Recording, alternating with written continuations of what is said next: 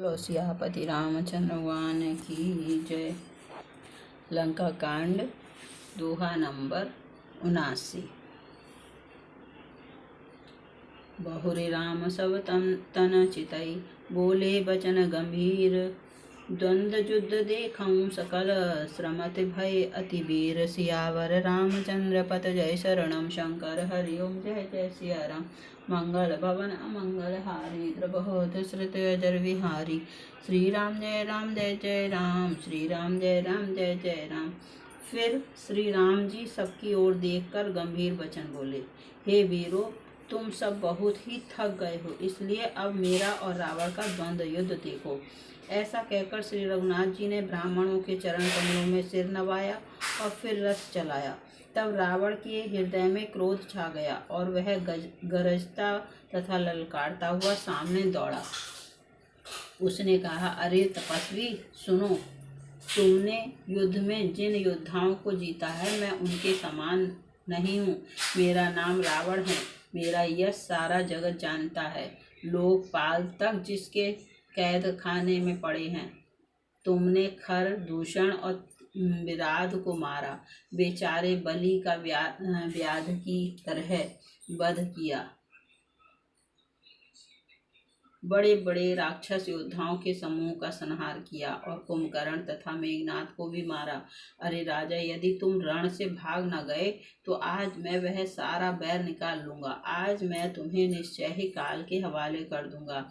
तुम कठिन रावण के पाले पड़े हो। रावण के दुर्वचन सुनकर और उसे काल वश जान कृपा निधान श्री राम जी ने हंसकर यह वचन कहा, तुम्हारी सारी प्रभुता जैसा तुम कहते हो बिल्कुल सच है, पर अब व्यर्थ बकवाद ना करो, अपना पुरुषार्थ दिखलाओ। छंद।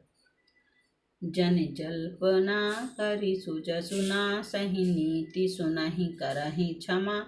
संसार महापुरुष तिरविध, पाटल रसाल पनस समा। इक सुमन प्रद इक सुमन फल, एक फल ही केवल लागहि। एक कहाहि करहि, अपर एक करहि कहत न बागहि। व्यर्थ बकवाद करके अपने सुंदर यश का नाश न करो। क्षमा करना, तुम्हें नीति सुनाता हूँ। सुनो, संसार में 3 प्रकार के पुरुष होते हैं, पाटल, गुलाब, आम और कटहल के समान। एक पाटल फूल देते हैं, एक आम फूल और फल दोनों देते हैं, और एक कटहल में केवल फल ही लगते हैं। इसी प्रकार पुरुषों में एक कहते हैं करते नहीं, दूसरे कहते हैं और करते भी हैं, और एक तीसरे केवल करते हैं पर वाणी से कहते नहीं। राम बचन सुनि बिहसा, मोहि सिखावत ज्ञान। बयरु करत नहीं तब डरे, अब लगे प्रिय प्राण। सियावर रामचंद्र पत जय शरणम, शंकर हरिओम जय जय सिया राम। मंगल भवन अमंगल हारी, द्रबहो दशरथ अजर विहारी। श्री राम जय जय राम, श्री राम जय जय राम। श्री राम जी के वचन सुनकर वह खूब हंसा और बोला, मुझे ज्ञान सिखाते हो? अब समय बैर करते तो नहीं डरे, उस समय बैर करते तो नहीं डरे, अब प्राण प्यारे लग रहे हैं। दुर्वचन कहकर रावण क्रोध होकर वज्र के समान बाण छोड़ने लगा। अनेक प्रकार के बाण दौड़े और दिशा विदिशा तथा आकाश और पृथ्वी में सब जगह छा गए। श्री रघुवीर ने अग्नि बाण छोड़ा, जिससे रावण के सब बाण क्षण भर में भस्म हो गए। तब उसने खिसियाकर तीक्ष्ण शक्ति छोड़ी, किंतु श्री रामचंद्र जी ने उसको बाण के साथ वापस भेज दिया। वह करोड़ों चक्र और त्रिशूल चलाता है, परंतु प्रभु उन्हें बिना ही परिश्रम काटकर हटा देते हैं। रावण के बाण किस प्रकार निष्फल होते हैं, जैसे दुष्ट मनुष्य के सब मनोरथ। तब उसने श्री राम जी के सारथी को 100 बाण मारे। वह श्री राम जी की जय पुकार कर पृथ्वी पर गिर पड़ा। श्री राम जी ने कृपा करके सारथी को उठाया। तब प्रभु अत्यंत क्रोध को प्राप्त हुए। छंद। भय क्रुद्ध युद्ध विरुद्ध रघुपति त्रोण सहायक कसम से कौदंड धुनि अति चंड सुनि मनु जाद सब मारुत ग्रसे मंदोदरि उर कंपति कमठ भू भूधर त्रसे चिक्करहि दिग्गज दसन गहि महि देखि कौतुक सुर हंसे। युद्ध में शत्रु के विरुद्ध श्री रघुनाथ जी क्रोधित हुए। तब तरकस में बाण कसमसाने लगे, बाहर निकलने को आतुर होने लगे। उनके धनुष का अत्यंत प्रचंड शब्द टंकार सुनकर मनुष्य भक्षी सब राक्षस बादग्रस्त हो गए, अत्यंत भयभीत हो गए। मंदोदरी का हृदय कांप उठा। समुद्र, कश्यप, पृथ्वी और पर्वत डर गए। दिशाओं के हाथी पृथ्वी को दांतों से पकड़कर चिंघाड़ने लगे। यह कौतुक देखकर देवता हंसे। तान्यू चाप श्रवण लगी, छाड़े विसखी कराल। राम मार गन चले, लहलहात जनु ब्याल। सियावर रामचंद्र पद जय शरणम, शंकर हरि जय जय सिया राम। मंगल भवन अमंगल हारी, द्रबहो दशरथ अजर बिहारी। श्री राम जय जय राम, श्री राम जय जय राम।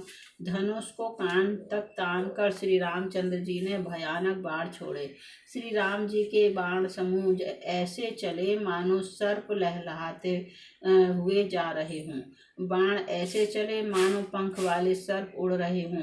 उन्होंने पहले सारथी और घोड़ों को मार डाला, फिर रथ को चूर चूर करके ध्वजा और पताकाओं को गिरा दिया। तब रावण बड़े जोर से गरजा, पर भीतर से उसका बल थक गया था। तुरंत दूसरे रथ पर चढ़कर खिसियाकर उसने नाना प्रकार के अस्त्र शस्त्र छोड़े। उसके सब उद्योग वैसे ही निष्फल हो गए हैं जैसे परद्रोह में लगे हुए चित्त वाले मनुष्य के होते हैं। तब रावण ने 10 त्रिशूल चलाए और श्री राम जी के चारों घोड़ों को मारकर पृथ्वी पर गिरा दिया। घोड़ों को उठाकर श्री राम जी ने क्रोध करके धनुष खींचकर बाण छोड़े। रावण के सिर रूपी कमल वन में विचरण करने वाले श्री रघुवीर के बाण रूपी भ्रमरों की पंक्ति चली। श्री रामचंद्र जी ने उसके 10 सिरों में 10-10 बाण मारे, जो आर पार हो गए और सिरों से रक्त के पनाले बह चले। रुधिर बहते हुए ही बलवान रावण दौड़ा। प्रभु ने फिर धनुष पर बाण संधान किया। श्री रघुवीर ने 20 बाण मारे और 20 भुजाओं समेत 10 सिर काटकर पृथ्वी पर गिरा दिए। सिर और हाथ कटते ही फिर नए हो गए। श्री राम जी ने फिर भुजाओं और सिरों को काट गिराया। इस तरह प्रभु ने बहुत बार भुजाएं और सिर काटे, परंतु काटते ही वह तुरंत फिर नए हो गए। प्रभु बार बार उसकी भुजा और सिरों को काट रहे हैं, क्योंकि कौशलपति श्री राम जी बड़े कौतुकी हैं। आकाश में सिर और बाहु ऐसे छा गए मानो असंख्य केतु और राहु हों। जनु राहु केतु अनेक नवपथ स्रवत सोनित धावहि। रघुबीर तीर प्रचंड लागहि, भूमि गिरन न पावहि। इक इक सर सिर निकर छेदे नव उड़त इमि सोहहि। जनु कोपि दिन कर कर निकर, जहाँ तहाँ बिंदुदुत पोहहि। मानो अनेकों राहु और केतु रुधिर बहाते हुए आकाश मार्ग से दौड़ रहे हों। श्री रघुवीर के प्रचंड बाणों के बार बार लगने से वे पृथ्वी पर गिरने नहीं पाते। एक एक बाण से समूह के समूह सिर छेदे हुए आकाश में उड़ते ऐसे शोभा दे रहे हैं मानो सूर्य की किरणें क्रोध करके जहाँ तहाँ राहुओं को पिरो रही हों। जिमि जिमि प्रभु हर तासु सिर, तिमि तिमि होहं अपार। सेवत विषय विवर्ध जिमि नित नित नूतन मार सियावर रामचंद्र पत जय शरणम शंकर हरि ओम जय जय सिया राम। मंगल भवन अमंगल हारी प्रभो दशरथ अजर बिहारी। श्री राम जय जय राम, श्री राम जय जय राम। जैसे जैसे प्रभु उसके सिरों को काटते हैं वैसे ही वैसे वे अपार होते जाते हैं। जैसे विषयों का सेवन करने से काम उन्हें भोगने की इच्छा दिन प्रतिदिन नया नया बढ़ता जाता है। सिरों की बाढ़ देखकर रावण को अपना मरण भूल गया और बड़ा गहरा क्रोध हुआ। वह महान अभिमानी मूर्ख गर्जा और 10 धनुषों को तान कर दौड़ा। रणभूमि में रावण ने क्रोध किया और बाण बरसाकर श्री रघुनाथ जी के रथ को ढक दिया। एक घड़ी तक रथ दिखलाई न पड़ा, मानो कोहरे में सूरज छिप गया हो। जब देवताओं ने हाहाकार किया तब प्रभु ने क्रोध करके धनुष उठाया और शत्रु के बाणों को हटाकर उन्होंने शत्रु के सिर काटे और उनसे दिशा विदिशा आकाश पृथ्वी सबको पाट दिया। काटे हुए सिर आकाश मार्ग से दौड़ते हैं और जय जय जय की ध्वनि करके भय उत्पन्न करते हैं। लक्ष्मण और वानर राज सुग्रीव कहाँ हैं? कौशलपति रघुवीर कहाँ हैं?